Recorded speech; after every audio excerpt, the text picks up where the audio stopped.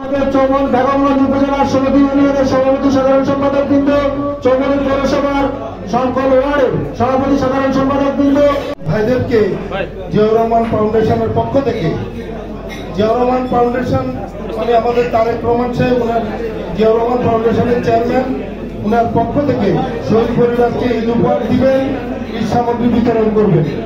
আজকে আমরা এই যে একটা চলমান দৃষ্টান্ত, এটা আমি মনে করব এটা একটা উজ্জ্বল দৃষ্টান্ত।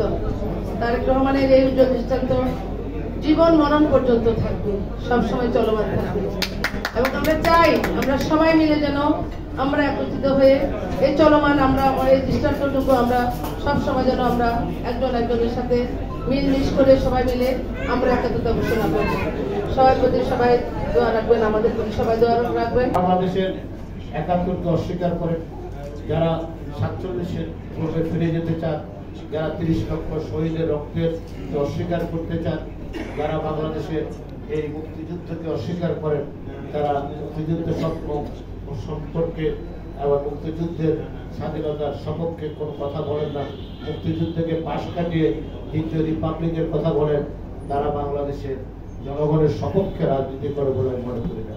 যারা ৭১কে অস্বীকার করে, তারা বাংলাদেশের ভোট চাওয়ার তাদের কোনো অধিকার নেই, তারা ভোটে দাঁড়ানোর কোনো অধিকার নেই, বাংলাদেশে রাজনীতি করারও তাদের অধিকার নেই। কারণ বাংলাদেশের জন্ম হয়েছে ৭১-এর মহান মুক্তিযুদ্ধের মধ্যে দিয়ে ৩০ লক্ষ শহীদের রক্তে। তাই আমরা আমাদের প্রিয় নেতা শহীদ প্রেসিডেন্ট জিয়াউর রহমান, স্বাধীনতার ঘোষক, এই দেশের সকল উন্নয়ন